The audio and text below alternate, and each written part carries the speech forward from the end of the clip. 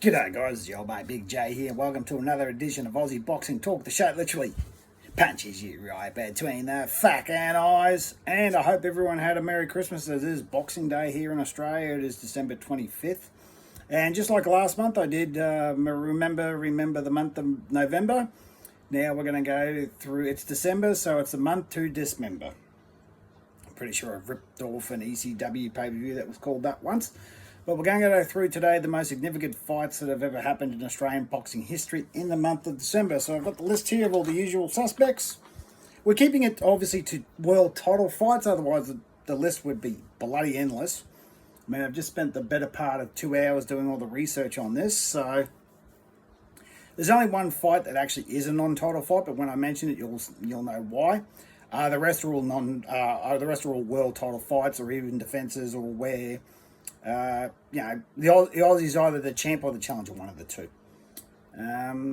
IBO does count, and for those who know what they're talking about, you'll know the reason why the IBO does count for this particular list, and I'll get to that in a second. So, and this is in no particular order. I just brainstormed a whole bunch of names and went from there.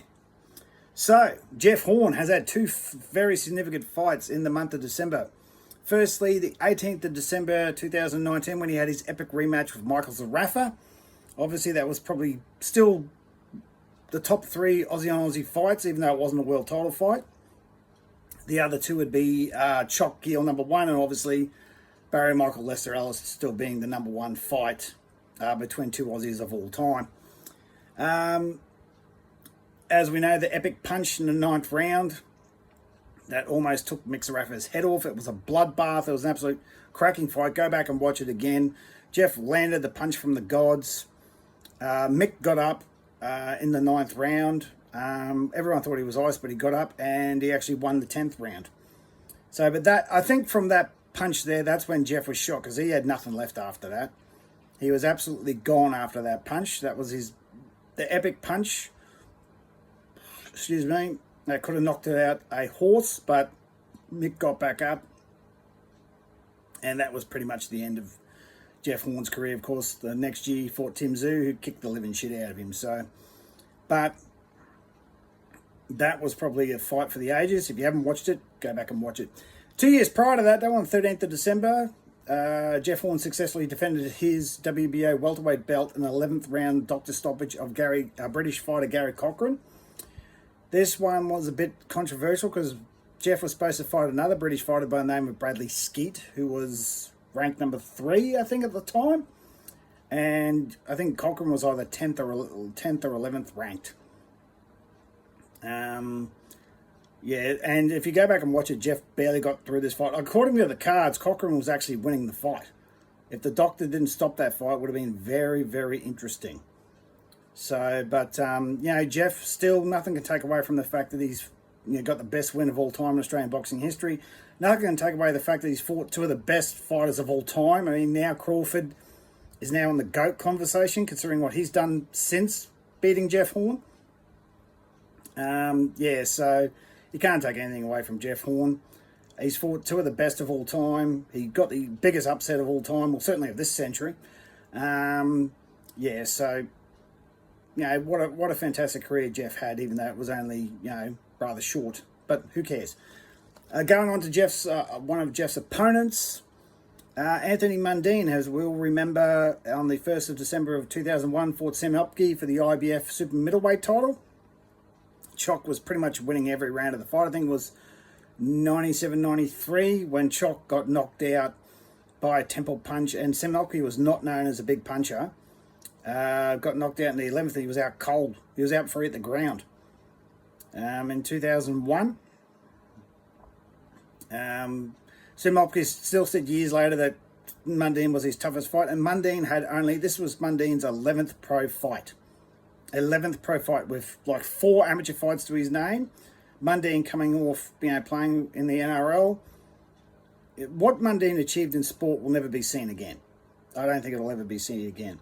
He made it to the top level at the NRL, went to boxing, made it to the top level there, fought probably the best at the time, Sam Hopke.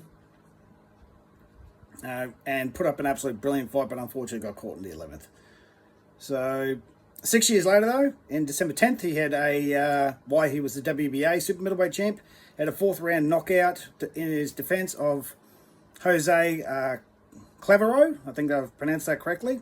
So Mundine had two significant world title fights there in December. Then we move on to Mundine's best ever rival, Danny Green, and this is why I've included the IBO on this, right?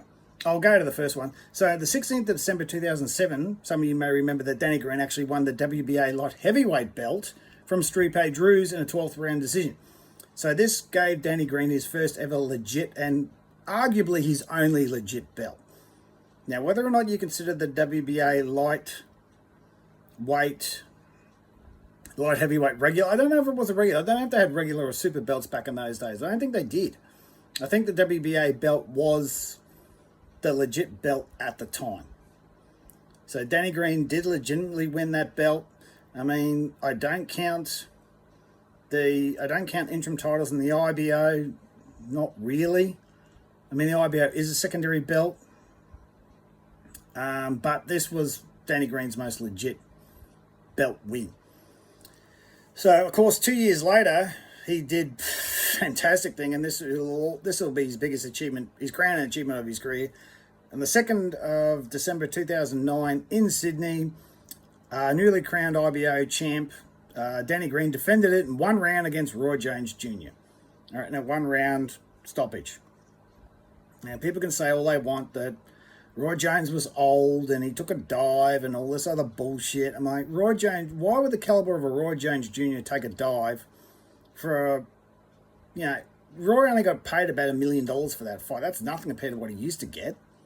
So, and Roy Jones was 40 when he fought Danny Green. Danny Green was 37. He wasn't a young man either. So a lot of people are critical of Danny Green for this fight. I'm not. He beat Roy Jones Jr. The fact that he was 40 is irrelevant because he was 37 himself. If he was 30, different story. But you can't take away that is Danny Green's biggest win and one of the biggest wins to happen on Australian soil. Simple as that. In my book, it's always top 10 in the Australia's biggest wins of all time. That will always be in the top 10 for me. I don't care what anyone says. He beat Roy Jones Jr. All right? So, yeah. So Danny Green will always have the tip of the hat from me from that. Daniel Gill won his IBO middleweight belt against Daniel Dawson on the 14th of December 2007. I think it was in Hobart. Daniel Gill obviously would go on to defend it a couple of years later against Chock, and obviously still the second greatest fight of all time. Aussie on Aussie. So Daniel Gill won his IBO belt in 2007.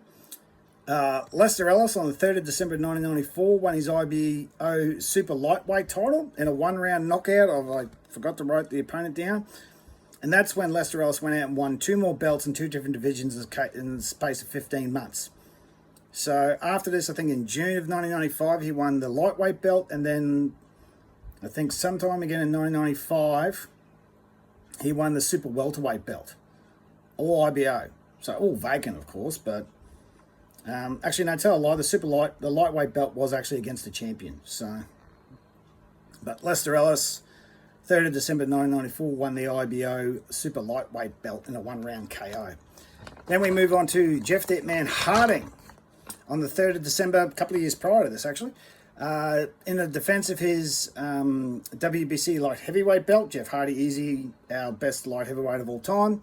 And a 12-round UD against a David Vedder. Vedder? Yeah, Vedder. Vedder.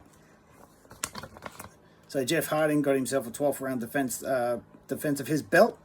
Then, arguably the greatest of all time, Jeff Fennick, which I don't think Jeff's the greatest of all time.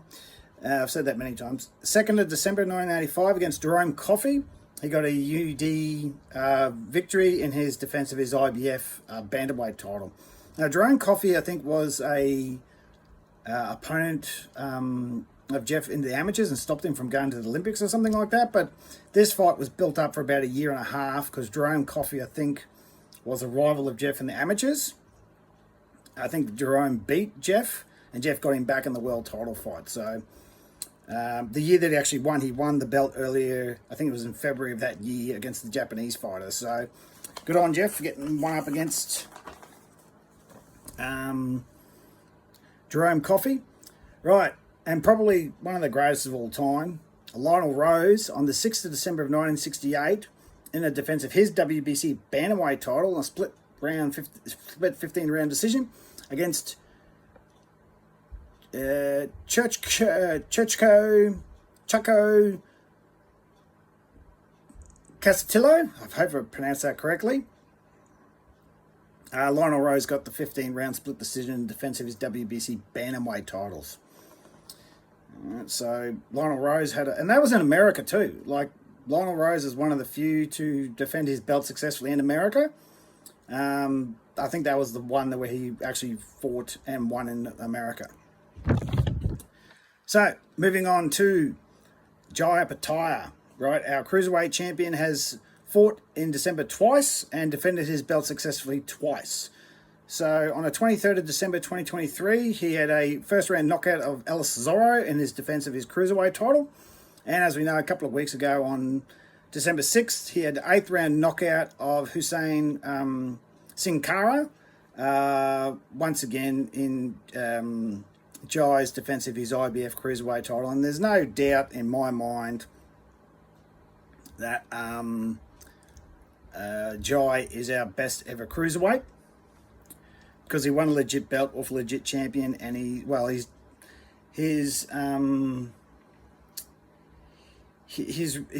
competition is lacking. But then again, the competition in the cruiserweight division is piss poor. I mean, there's like 5 guys that are actually worth a grain of salt in the cruiserweight division. The 3 champions, David Benavidez when he moves up, and Chris Billington-Smith. That's it. But, as we say, the less said about the cruiserweight division, the better. So we move on to the girls. Now, the biggest fight, well, one of the biggest fights in Australian boxing history actually happened in England. All remember a couple of years ago, 3 years ago, Ebony Bridges took on Shannon O'Connell for the IBF bantamweight title. It happened over in England. And unfortunately, whichever way you look at it, depends if you're a simple, normal bloke, Ebony Bridges kicked the living shit out of Shannon O'Connell in a brutal 8-round stoppage. She kicked the crap out of Shannon O'Connell, and it's very hard to watch. Even if you're not an Ebony fan, or go and watch that fight, because Ebony completely dominates her. It's hard to watch. And it's a shame that one of the biggest female fights of all time didn't even happen on Australian soil. I mean, come on. I mean, we got Susie Ramadan, Shanika Johnson a couple of months prior, so we really can't complain, but that fight should have happened in Australia. A year later, in a defense of her title, Ebony took on Japanese fighter Maria Yoshida and lost a 10th round UD, and couldn't have made me happier, because I can't stand Ebony Bridges. All she wants to do is flash her ass on the bloody weigh-ins and promote her OnlyFans while she can fuck right off. Also in December has been a very good month to the ladies, especially of late, because last year, as you recall, on the 13th of December, Kay Scott was in her rematch with Desley Robinson. Right, the girls had a rematch for the IBF middleweight title, and Desley Robinson got the nod. All right.